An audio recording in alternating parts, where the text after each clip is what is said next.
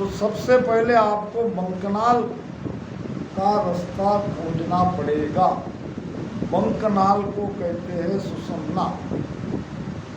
72,000 नाड़ी में एक सुषुम्ना नाड़ी है जो 10वें द्वार तक गई है, और शरीर के अंदर में छोटी बड़ी सूक्ष्म अति सूक्ष्म सभी नाड़ियाँ सुषुम्ना से मिली हुई है।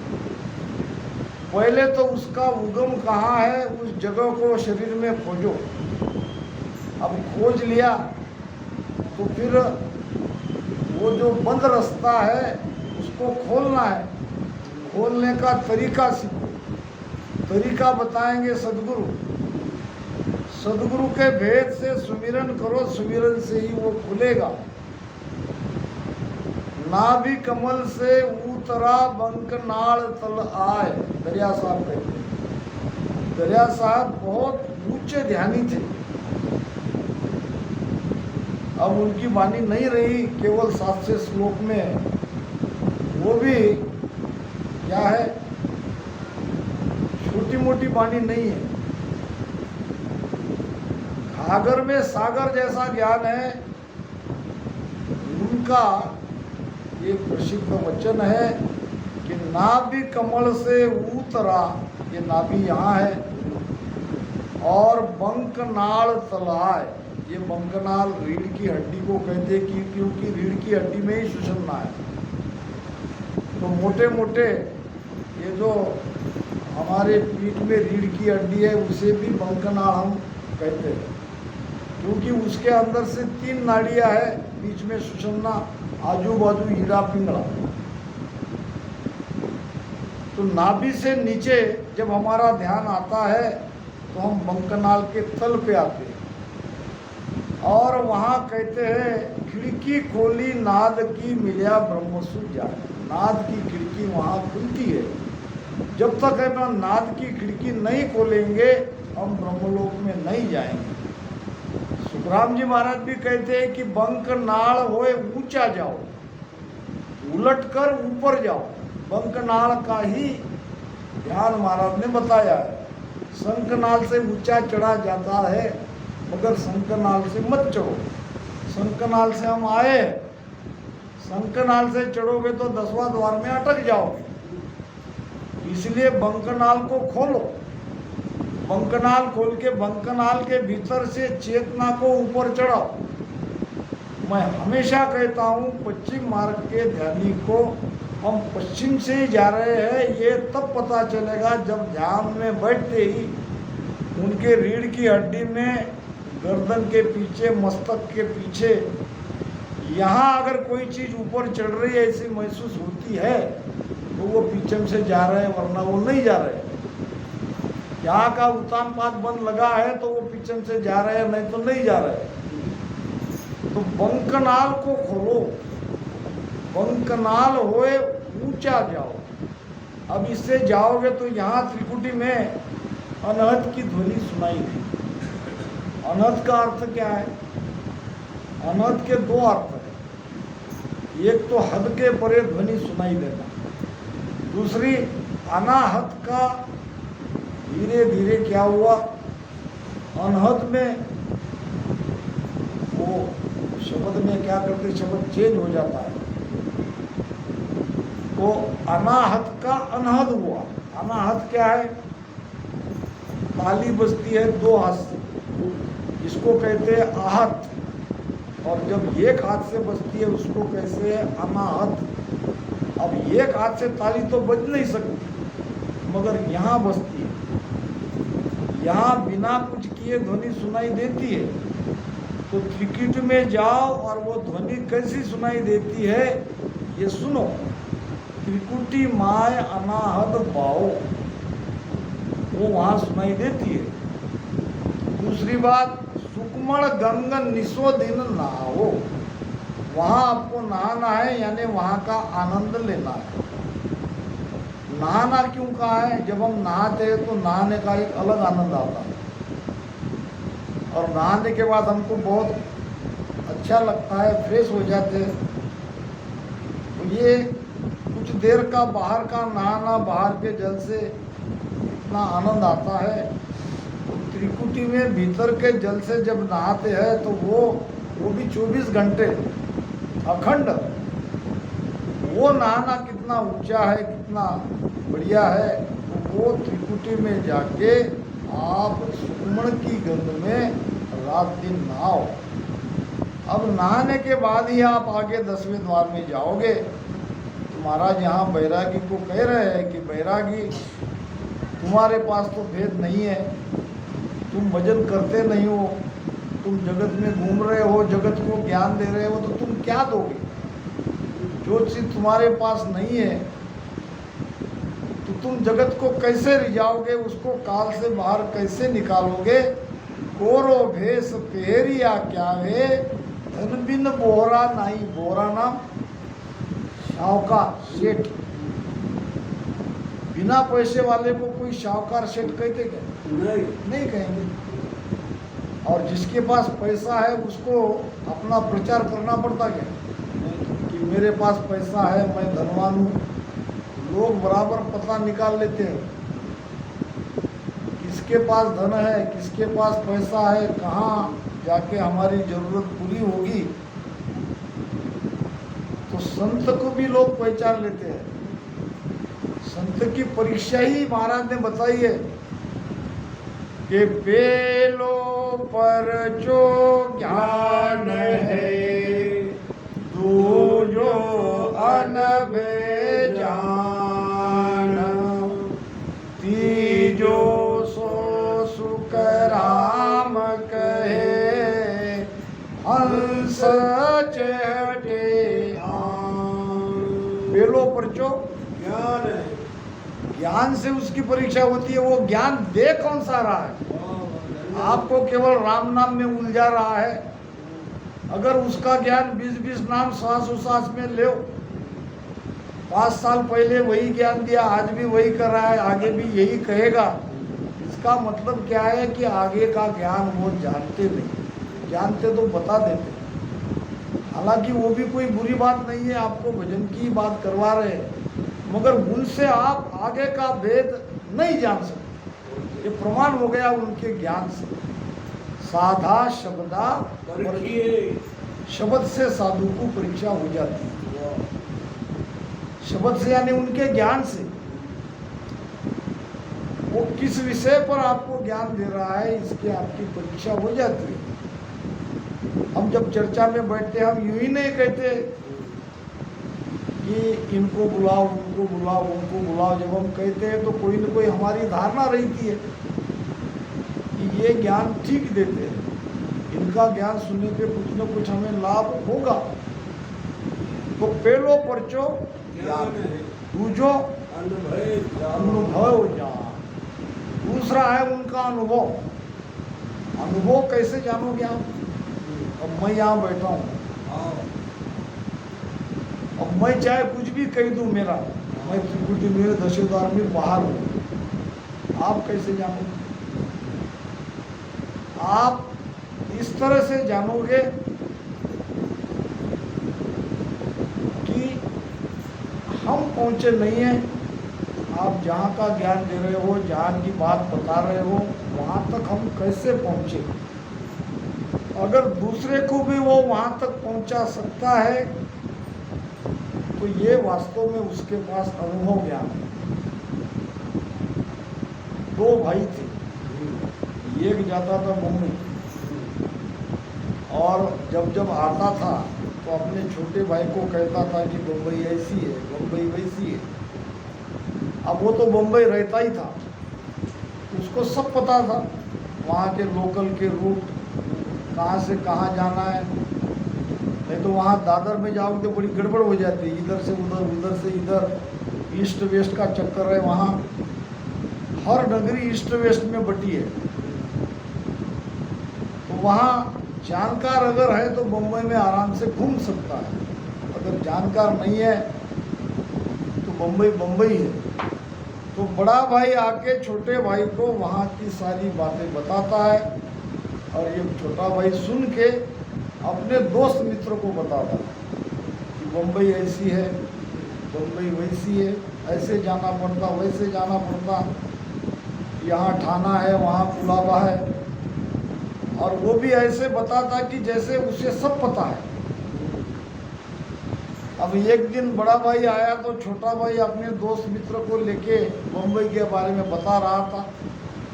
बड़े भाई सुन रहा था। बड़े भाई ने सुना, ये तो कभी बम्बई गया नहीं, मगर ये तो मुझसे भी बढ़िया बता रहा है, और वो भी सच बता रहा है। कहाँ भाईंदर है, कहाँ कुलाबा है, कहाँ क्या, वो अलग अलग उपनगर। बड़े भाई ने बताया, ये तो मुझसे भी ज़्यादा बम्बई जानता है, इसको तो कोई कह नहीं सकता कि ये बम्बई इसने देखी नहीं है। फिर पता कैसे चलेगा? जब उस दोस्त मित्र में कोई कहेगा कि अब बम्बई मुझे भी तुम बता के लाओ, तब पता चलता है कि उसने वास्तव में देखी कि नहीं देखी। तब वो नट जाएगा, तब कहेगा कि भाई मैं देखी हुई बात नहीं कह रहा हूँ, मैंने तो सुनी हुई कही। तो ऐसे ज्ञानी आपको बहुत मिलेंगे।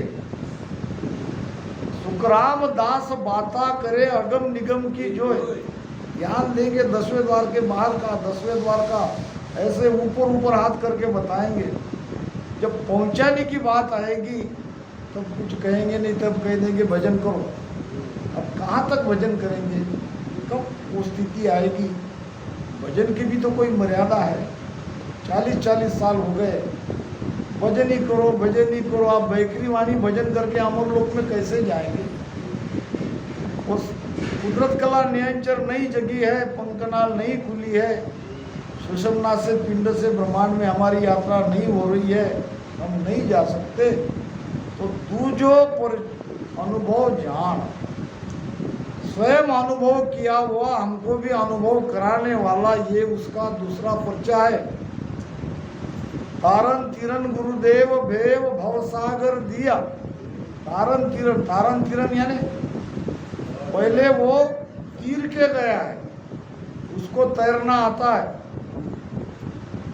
जिसको तैरना आता है उसके भरोसे हम कूद जाए तो हम तैरना सीखेंगे।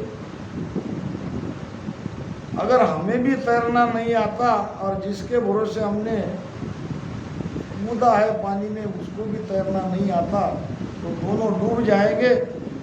गुरु कैसा चाहिए? स्वयं तिरा हुआ वही हमको तारेगा। तारन तिरन गुरुदेव भेव भवसागर दिया। बिन खेवट बिन नाव बाही गए। बिन खेवट बिन नाव, खेवट क्या है, नाव क्या है? बात आ गई वही। खेवट है नाव, खेवट है नहीं, खेवट है चलाने वाला, और नाव है जिसमें हम बैठ के जाते हैं। तो यहाँ नाव की भी आवश्यकता नहीं और चलाने की आवश्यकता नहीं। और बाही गए, हमको ऐसे पकड़ के बाहर निकाल दी। ऐसे गुरु भी है। दो प्रकार की बातें महाराज की वाणी में आती है। मैंने हिवरा में भी बताया, यहाँ भी बताया, आज भी कह रहा हूँ। एक मार्ग है भक्ति का, एक मार्ग है शक्ति का। एक मार्ग है बस भक्त बन के रहो, निराधार होके शरण में रहो, राम राम करते रहो। यह है भक्ति का मार्ग, सबसे आसान सरल, भगत बन के रहना है। और एक है शक्ति का मार्ग। यहाँ से नाम को जगाओ, फिर यहाँ आओ, यहाँ आओ। ये जो हम 12 कमल का छेदन कर रहे हैं, ये है सारा शक्ति का मार्ग। ये कठिन है। भक्ति का मार्ग आसान है, मगर भगत बन के रहना बड़ा कठिन है, क्योंकि समर्पण नहीं हो सकता। एक बीद कर लिया भाई, तन मन धन अर्प्यो नहीं जाई। ये समर्पण करना बड़ा कठिन है, इसलिए ये आसान होके भी हम इससे पार नहीं हो सकते। इसलिए दूसरा रास्ता है भजन सुमिरन का। अब भजन सुमिरन में भी आप भगत बन के रह सकते हो, दोनों आप मार्ग को धारण कर सकते हो। तो सुखराम जी महाराज अपने गुरु के बारे में कह रहे हैं, उनके गुरु वैसे थे, स्वयं तीरने वाले और हमको भी तार कर ले जाने वाले, वो भी बिना भजन से, बिना सुमिरन से। यहाँ ध्यान भजन सुमिरन की बात नहीं, ये पकड़ के ले गए। कथा आती है ये गुरु और चेला दोनों कहीं गए थे सत्संग के लिए। बरसात का दिन था और बारिश आने लगी थी। फिर बीच में एक नदी थी। नदी से पार करने के लिए थोड़ी सी पुलिया थी, छोटी सी। अब गुरु ने कहा बेटा जल्दी जल्दी चलो, बाढ़ आ रही है, अगर बाढ़ बढ़ जाएगी तो हम नहीं जा सकते। तो गुरु बड़ी तेजी से उस तट पर आ गए, चेला रह गया पीछे। देखा तो चेला तो वहीं के वहीं है। वापस आए गुरु, तुमको कहा था मैंने मेरे पीछे पीछे आओ, तुम क्यों नहीं आए? तो चेले ने कहा गुरुदेव मैं बहुत कमजोर हूं, आपके सामने मेरी क्या हैसियत। मुझे लगा कि आपके पीछे पीछे आने में खतरा है, अगर बाढ़ बढ़ गई तो मैं तो पानी में बह जाऊंगा, चला जाओ। इसलिए स्वयं की कमजोरी का मुझे ज्ञान था और मैं खड़ा रहा। तो गुरु आए वापस और गुरु ने उसका हाथ पकड़ लिया और हाथ पकड़ के नदी के पार कर दिया। तो चेले ने कहा अगर मैं आपके पीछे पीछे जाता तो ये तो खतरा था और मैंने यहीं खड़ा रहना समझा, तो आप वापस आ गए, आपकी मजबूत बाह ने मुझे पकड़ा और मैं बाहर निकल गया। आपके रहते मैं ये खतरा, ये रिस्क क्यों लूं? तो ये भी एक मार्ग है, केवल गुरु के भरोसे रहना है, जो करेगा वो गुरु ही पार करेगा। बिन खेवट बिन नाव बाह गए, बाहर लिया चिदानंद महाराज ब्रह्म पूर्ण गुरुदेव। यानी वो ब्रह्म गुरुदेव कैसे है? तो पूर्ण परमात्मा है। गुरु को ही भगवान मानना चाहिए, तभी हमारे अंदर वो स्थिति पैदा होगी। तो महाराज यहाँ कह रहे हैं दूजो अनबे जान, तीजो सो सुखराम कहे हंस चेहटे आन। तीसरा पर्चा क्या है कि हंस आके मिलते हैं। मिलने का मतलब क्या है कि उनका ज्ञान सुनते हैं। ये तीन प्रमाण अगर है तो वो गुरुदेव है, नहीं अब उसमें ये बातें है तो पहलो परचो ज्ञान है। पहली स्थिति में वो काम हमारा खत्म हो जाता है कि यहाँ ये चीज नहीं है। कागज के रे फूल पर भंवरन बेसे आय, उपवास सुख राम के मांड्या धके ल्या जाय। बहुत बढ़िया प्रमाण महाराज ने दिया है ब्रह्म ज्ञानी के अंग में।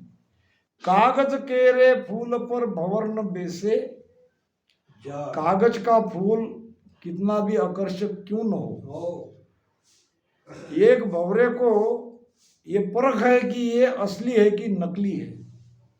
भंवरा अगर है तो वो असली फूल पे बैठेगा, वो कागज के फूल पे नहीं जाएगा। वो हमें आकर्षित कर सकता है मगर भंवरे को आकर्षित नहीं कर सकता। कागज के रे फूल पर भंवर बेसे आए। फिर भंवर कहाँ जाता है? पोप, पोप बास, फूल की खुशबू, खुशबू उसे आकर्षित करती है। वो खुशबू का आशिक है। जहाँ खुशबू है वहाँ जाके वो मंडराता है और उसको जबरदस्ती से वहाँ निकालना पड़ता है, नहीं तो वो वहाँ से हटता नहीं। यही परीक्षा संतों की है। यहाँ जिसको वो चीज चाहिए वो जहाँ जा रहे हैं, इस पर से आप उसकी परीक्षा कर सकते हो कि अगर भंवरे, अगर जिज्ञासु भगत कहीं अगर इकट्ठे जमा हो रहे हैं तो आप समझ लेना वहाँ वो चीज है। वो स्वयं कहे न कहे, जो जिज्ञासु भगत लोग जहाँ जाके इकट्ठे होते हैं और उनका ज्ञान सुनना चाहते हैं तो उनको वो परख है।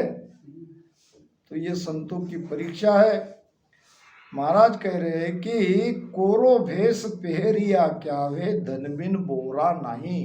तुमने कोरा भेष पहना है, आपके पास न भेद है, न स्वयं आप भजन सुमिरन करते हो।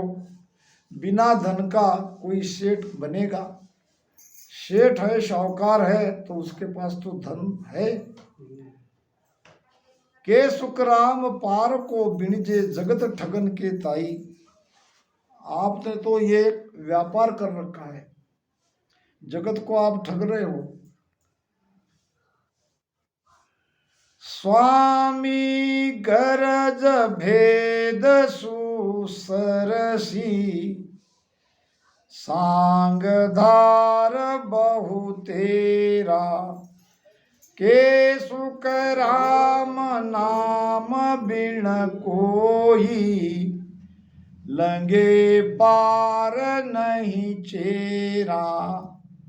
स्वामी गरज भेद सुसरसी। कोई गरज पूरी तब होती है जब वो गरज पूरी करने वाला मिल जाए। अब हमको गरज है धन की, तो कोई धनवान ही देखना पड़ेगा। महाराज ने सत्स्वरूप आनंद मद में कहा है, क्या कहा है? शब्द कहो मैं तारू सोई, जो विश्वास हमारो नेछे पकड़न डोले भाई, तो अमर लोक ले जाऊं सोई। बहुत बढ़िया ज्ञान महाराज का है।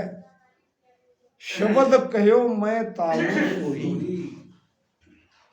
और ये आज तक ये भेद संत मोहनदास जी महाराज के अलावा किसी ने नहीं बताया। कोई इस विषय पर चर्चा ही नहीं करते। उन्होंने ये राज खोला था ह्यूरा में, चौमासा में,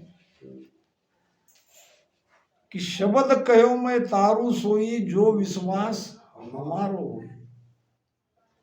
शब्द कहना यानी क्या? अभी यहाँ आप बैठे हो और आपको मैंने जबान दे दिया, शब्द कह दिया। शब्द कहने का मतलब क्या? जबान दे दिया। क्या जबान दिया? कि मैं आपको तारूंगा।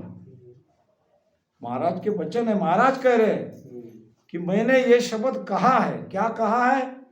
कि मैं आपका उद्धार करूंगा, मैं आपको अमरलोक में ले जाऊंगा। शब्द कहो मैं तारू सोई, मगर किसको? जो विश्वास हमारो होई, जो हम पर विश्वास करेगा और उसको मैं तारूंगा। और विश्वास करके, विश्वास पे निश्चय से रहना है। मन में निश्चय, महाराज ने कहा है ना, मोक्ष मिलन की यही उपाय दूजी नहीं सृष्टि में। भाई कौन सी उपाय? भेद सहित ज्ञान घटावे, प्रेम भाव। जब भेद मिलेगा और भाव और प्रेम से निश्चय से आप भजन करोगे तो शब्द जगेगा, तो जाएंगे अमरलोक में। और मोक्ष का यही रास्ता है। अब भेद ही नहीं मिला तो हम कहाँ प्रेम लगाएंगे? तो नेछे यानी निश्चय से आप मेरी शरण में रहोगे, विश्वास करोगे, तो अमरलोक ले जाऊं सोई, मैं अमरलोक में ले जाऊंगा। अब नीचे उसका प्रमाण है। नीचे क्या कहा है? आसत बात असत नहीं कोई, पण कहो जकेता दिन सत होई। अब वो शब्द मिथ्या होई, कहो जको नहीं जग में सोई। अब क्या हुआ? अब वो वचन तो कह दिया, और वचन आपने भी सुन लिया। फिर क्या हुआ? न शरण में आए, न विश्वास किया, दिन निकल गए और वो कहने वाला चला गया। अब क्या हुआ? असत बात असत नहीं कोई, ये बात सत्य थी, आज भी सत्य है, मगर अब सत्य कैसी है, कब है? जिसने आपको कहा था मैं तारूंगा वो तो चला गया। कहो जको नहीं जग माई, कहने वाला अब जग में नहीं रहा। अब क्या हुआ? अब वो शब्द मिथ्या हुई। अब उस दिन जो उसने वचन दिया था वो सारी बातें अब मिथ्या हो गई। क्यों मिथ्या हो गई? इसीलिए महाराज ने कहा है कि जे सता पंथ में अबही, तो जागत जागत जागे, तो हरिजन को कारण नाही, भरम ज्ञान सुई भागे। सत्ता संत में है कि पंथ में है? अगर पंथ में है तो संत का कारण नहीं। किसी भी पंथ को पकड़ लो, अगर पंथ में सत्ता है तो आपके अंदर वो सत्ता आ जाएगी। महाराज कह रहे दोनों बातें। अगर सत्ता संत में पंथ में है तो पंथ को धारण करो, रामसनी पंथ में सत्ता है तो रामसनी बन जाओ, राम राम करते रहो, कभी न कभी आपके अंदर सत्ता जगेगी। मगर सत्ता पंथ में नहीं है, न पहले थी, न अब है, न आगे रहेगी। सत्ता रहती है संत में। संत जाने के बाद वो संत की जगह वो धरड़ा हो जाती है। क्या होती है? धरड़ा हो जाती है। जहाँ संत नहीं है वो संत की जगह आप संत जाने के बाद कितना भी माथा पटको, कितना भी रो, कितना भी गिड़गिड़ाओ, शब्द नहीं जगेगा। कोई पत्थर आपके अंदर शब्द नहीं जगाएगा। दरियाव जी महाराज के शिष्य थे पुरंदास जी महाराज। वैसे उनके 8 शिष्य थे महत्वपूर्ण बड़े, उनमें पुरंदास जी महाराज भी थे। और पुरंदास जी महाराज दरियाव जी महाराज से बड़े थे उम्र में, शरीर की बात। तो परम धाम पधार गए। दरियाव जी महाराज जब तक नहीं आएंगे तब तक पुरंदास जी महाराज के शिष्यों ने क्या किया, उनकी जगह पे जहाँ उसको अंतिम संस्कार करना है उस जगह पे एक चबूतरा बना दिया। अभी मैं गया था, हमारे संत माधवदास जी महाराज परम धाम को पधार गए, तो उन्होंने अपनी जीवितावस्था में पहले बनाया कि मुझे यहाँ पे आप मेरा अंतिम संस्कार करना है। तो वो कोई बात नहीं, मगर इन्होंने वो चबूतरा बना के वहां पे फोटो लगा दिया। फिर आया दरियाव जी महाराज, ये किसने किया? तो चेले कांपने लगे। दरियाव जी महाराज के सामने क्या उनकी ताकत है बोलने की, डरते डरते कहा कि बाप जी हमने किया, क्या इसमें पूरन है? ये जो तुमने बनाया इसमें पूरन बैठा है, वो तो अमर लोग चला गया। अब जो अमर लोग चला गया उनको क्या तुम ये पत्थर में आप ला रहे हो? अब आगे पत्थर के पूजोगे, यहाँ रामदारा बनाओगे, फिर तो तुम निर्गुण भक्ति से वापस सगुन में आ गए। अगर वहीं हम पूछते हैं, फोटो को पूछते हैं, हम वाणी को इसलिए प्रणाम करते हैं कि ये ज्ञान है, हम ज्ञान को पूछते हैं। तो संत जाने के बाद संत की जगह रामदारा हो, मंदिर हो या कोई भी हो, वो हो जाती है धरड़ा। कब तक धरड़ा होती है? जब तक कोई दूसरा सत्ताधारी संत वहां नहीं आएगा और जीव को नहीं जगाएगा तब तक वो जगह धरड़ा है। ये महाराज ने पूरा इसका निर्णय किया है। पीछे सकल झुरोगे भाई, अनबे सुन सुन सारा, संत फेर इन जुग में कोई समय प्रगट न हारा। संत जाने के बाद फिर झुरना पड़ेगा। और जगत का यही हाल है, जब तक संत रहते हैं तब तक उसको संत मानते नहीं, जब संत मानने लग जाते हैं तब संत नहीं रहते। फिर मरने के बाद उसकी